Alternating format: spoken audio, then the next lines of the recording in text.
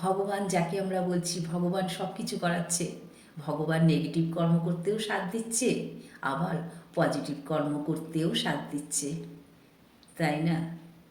কিন্তু আমরা এখানেই থেমে থাকি না। এই এনার্জি বা শক্তি বা ভগবানকে চোখে দেখা যায় না, তার জন্য যেন আমরা শান্তি পাই না।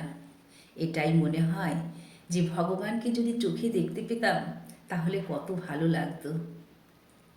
ভগবানকে কি চোখে দেখা সম্ভব?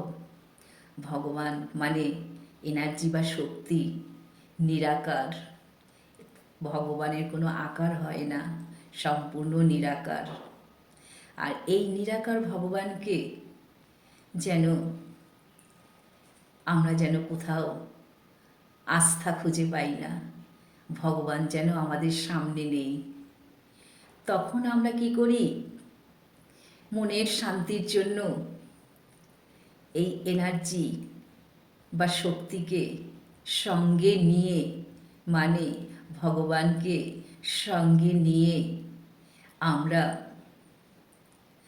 আমাদের মনের ভেতরে যে লাখ লাখ কোটি কোটি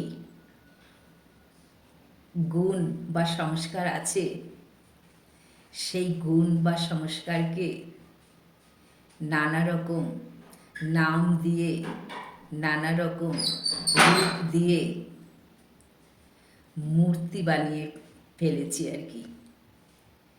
আর সেই মূর্তিকে সামনে রেখে আমরা পুজো করে থাকি। তাহলে এনার্জি বা শক্তি বা ভগবানকে সঙ্গে নিয়ে আমরা লাখ লাখ কোটি কোটি দেবতাকে আবিষ্কার করেছি, যেটাকে বলা হয় ৩৩ কোটি দেবতা। তাহলে কি হলো? সাকার রূপ হয়ে গেল, যেন ভগবানের সাকার রূপ। ভগবানের কখনো সাকার রূপ হয় না, ভগবান সম্পূর্ণ নিরাকার। সেই মূর্তিকে সামনে রেখে আমরা পুজো করে থাকি।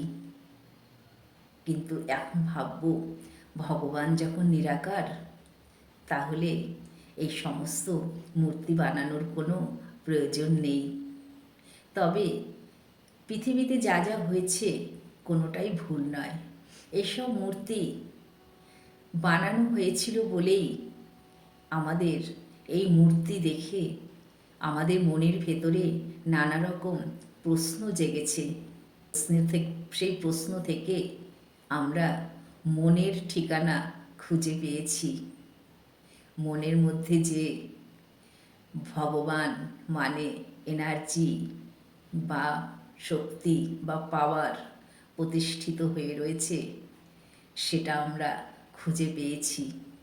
তার জন্য কোনো কিছুই ভুল না, সম্পূর্ণ ঠিকই আছে। প্রথমে তো ভক্তি করতে হবে। ভক্তি না করলে কখনো মুক্তি হয় না। ভক্তি থেকেই আমাদের ধীরে ধীরে ভগবানকে জানার পথে এগোতে হবে। সেই জন্যই আমরা এই ভগবানকে মানুষ প্রাণীরা আবিষ্কার করেছি। শুধুমাত্র একটাই এনার্জি বা শক্তি, তারই নাম হলো ভগবান। এটা যখন আমরা জানতে পারবো, তখন এটাই মনে হবে যে পৃথিবীর চারিদিকে যা যা ঘটে চলেছে সম্পূর্ণ পরিবেশ পরিস্থিতি কারণের উপর নির্ভর করে। ভগবানের উপরে কোনো দাবি নেই আমাদের।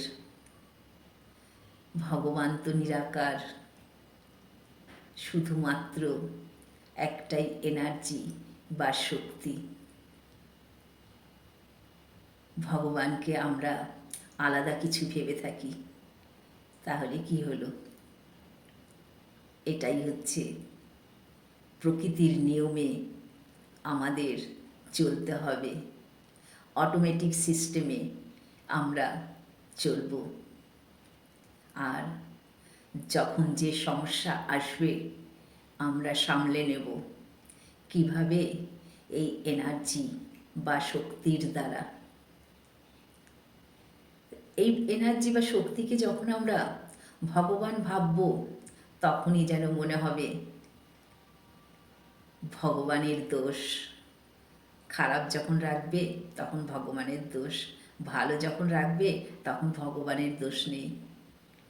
আসলে আমরা তো বলতে পারি, কখনো বলবো ভগবান নেই, কখনো বলবো ভগবান আছে। ভগবান নেই আমরা কখন বলবো? আমরা যদি ভগবানকে আলাদা কিছু ভেবে থাকি, যখন আমাদের ভগবানের উপর দাবি জন্মাবে, মনে হবে ভগবান একজনকে সুখে রাখছে আর একজনকে সুখে রাখছে না, তখন যেন মনে হবে ভগবান নেই। ভগবান কখনো সুখেও রাখে না, দুঃখেও রাখে না। সম্পূর্ণ ব্যাপারটা ঘটে চলেছে শুধুমাত্র প্রকৃতির নিয়মে, অটোমেটিক সিস্টেমে, পরিবেশ, পরিস্থিতি ও কারণের উপর নির্ভর করে আমরা জীবনযাত্রা অতিক্রম করে চলেছি। আলাদা করে কোনো ভগবান হয় না, শুধুমাত্র একটাই এনার্জি বা শক্তি বা পাওয়ার। তার মানে কি হলো? এই একটাই এনার্জি বা একটাই শক্তির কখনো আকার হয়? সম্পূর্ণ নিরাকার। একেই তো আমরা ভগবান বলছি। তাহলে আর কি ভগবানের উপর আমাদের দাবি থাকে?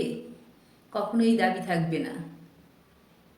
আমাদের যে ইচ্ছে শক্তি যেদিকে নিয়ে যাব, সেদিকেই এই এনার্জি শক্তিও যাবে। একটাই পাওয়ার আমাদের সাথে সাথে চলবে। যেদিকে আমরা আমাদের ইচ্ছেকে খাটাবো আর কি, সেদিকেই যাবে। কখনো ভগবান আলাদা কিছু হয় না। আর আমরা যা যা করে চলেছি সম্পূর্ণ আমাদের মন গড়া, সম্পূর্ণ আমরা নিজেদের মনের মতো করে রচনা করেছি। ভগবানের কোনোদিনও রূপ হয় না, আকৃতি হয় না, কিচ্ছু হয় না। তাহলে কি বলবো না ভগবানকে বিশ্বাস করব না? ভগবানকে কেন বিশ্বাস করব? ভগবান তো শুধুমাত্র নাম। বিশ্বাস করব একটাই শক্তি, একটাই এনার্জি বা পাওয়ার। ব্যাস এইটুকুই। এই এনার্জি বা শক্তিকে সঙ্গে নিয়ে আমরা সব সময় রয়েছি। তাহলে কি হলো? এটাই ভগবান। নাম রেখেছি। আমাদের যেমন নাম আছে, তেমনি এই শক্তি বা পাওয়ারের নাম ভগবান, আর কিচ্ছু না। আমরা যে এত কিছু রচনা করেছি, সম্পূর্ণ যেন একটা শান্তির কথা ভেবে।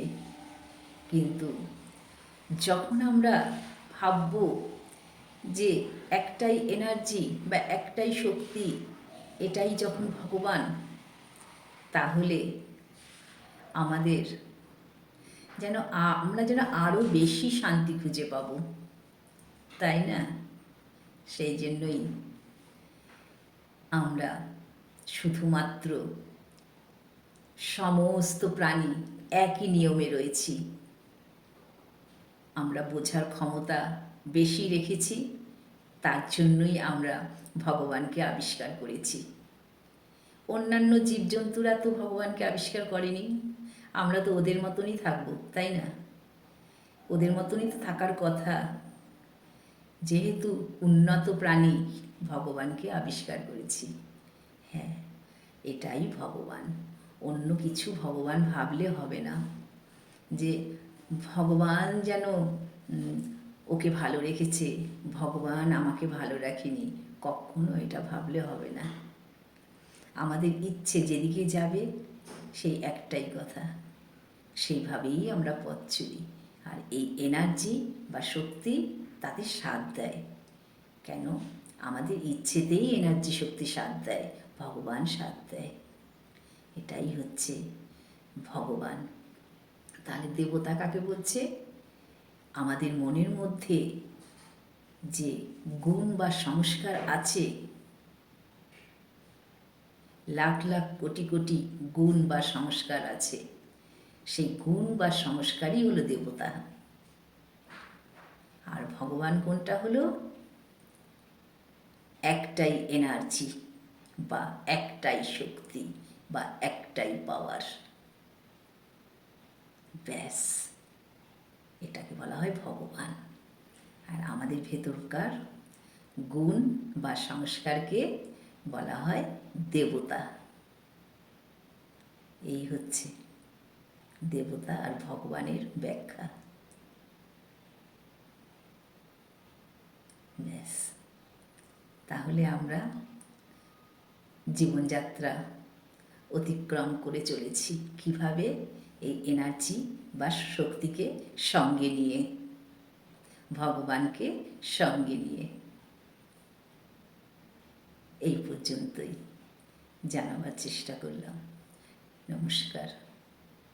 পৃথিবীর সবাই সুস্থ থাকার চেষ্টা করব।